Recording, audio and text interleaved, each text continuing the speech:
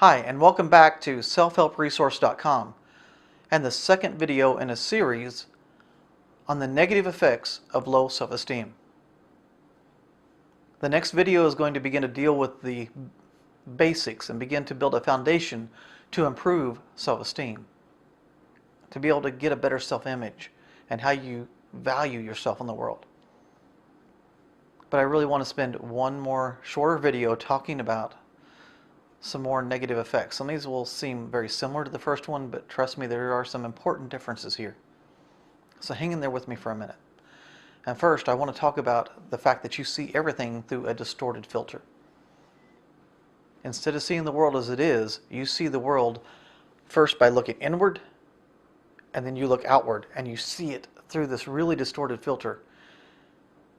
And it makes everything just really look negative, and nothing's ever good. For example, let's say that you send a text to someone and you're expecting them to respond that day, but they don't respond that day.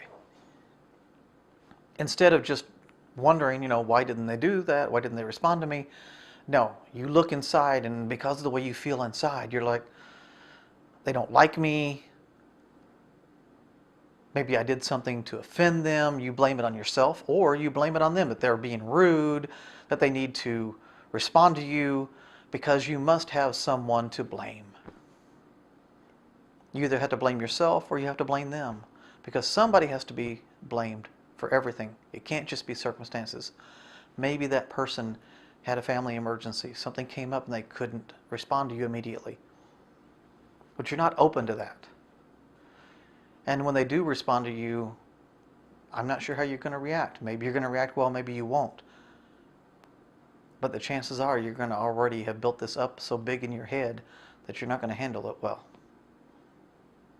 There's a chance to really ruin potential friendships or even existing friendships this way.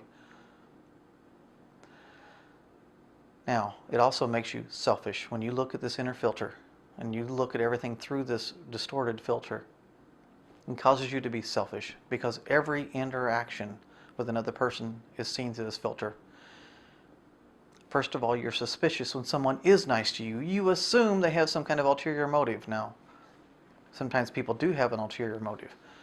I'm going to talk about at the end of this video some of that, but maybe they just want to be your friend. But you automatically just wonder why they're being nice to you, because why should somebody be nice to you? You don't like you. Why would they like you?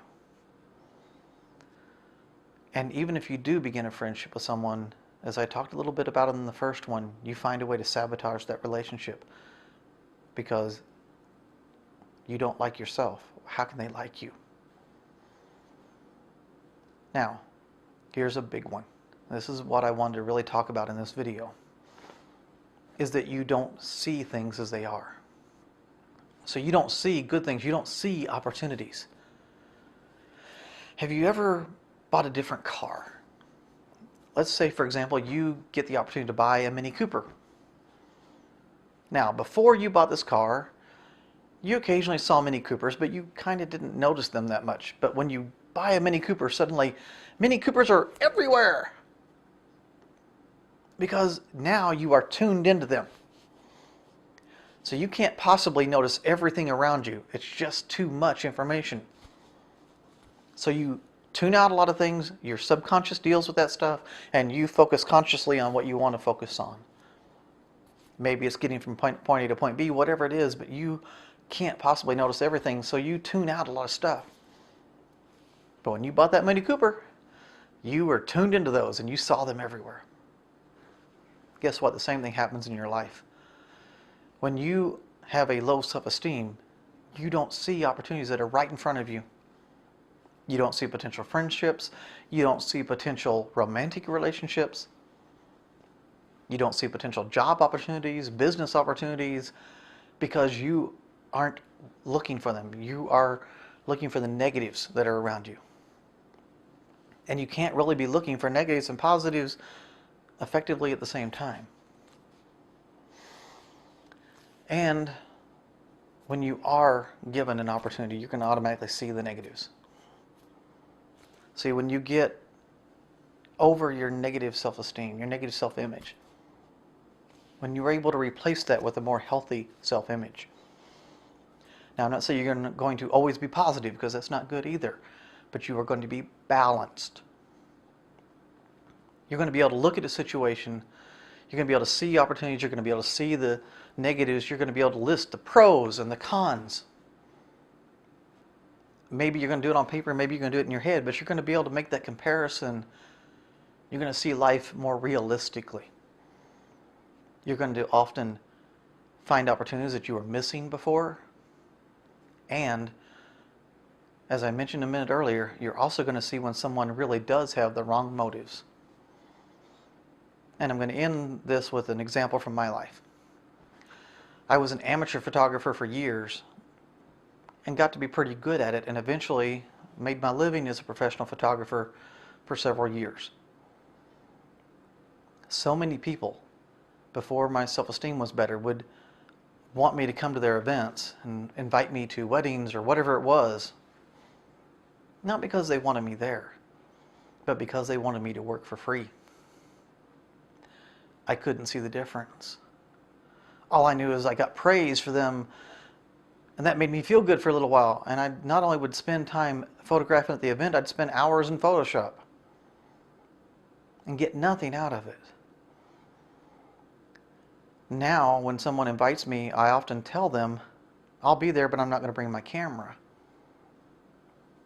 You'd be surprised how many times I immediately find out if they really want me there or they want me just there for my camera. Because if they just want me there for my camera, they'll they've already invited me and they'll be polite about it, but you can tell from the look on their face, they really aren't so excited about me being there. Chances are I'm not going to be there. I'm going to find something else to do, and I'm not going to be lying to them. I'm going to find something else to do. Say I found something else to do, because I don't need that kind of person in my life. I'm going to set boundaries, and I'm not going to leave that person in my life. I'm going to go find someone who appreciates my time. Now, here's the other cool thing.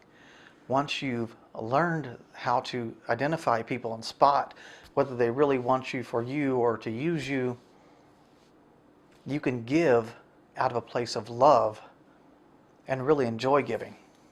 Going back to that same example, I have often been to events where somebody asked me to go.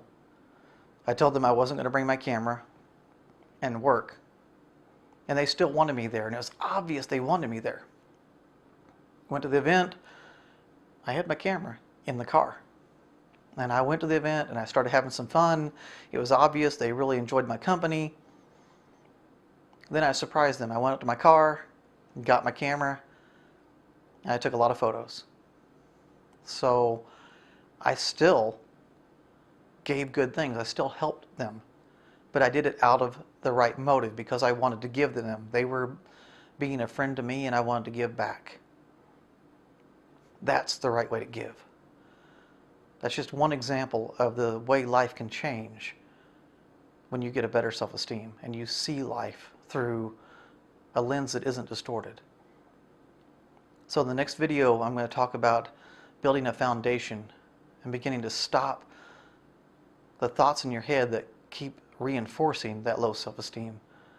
And then we're going to start talking about building it. But first, you've got to stop the negatives before you can build the positives. So hang in there with me. The one thing I value more than anything else is your time. You are taking the time to listen to these videos. I'm hoping that some of you will come to some of the live events that I'm starting to do, where not only can we talk about what I'm going to give here in the videos, but even more techniques, and you can get reinforcement and support from others who also struggle with the same issues. It's a great way to really reinforce this and get off to almost a rocket launch. It will really fast forward your progress. Thank you again for taking the time to listen to these videos.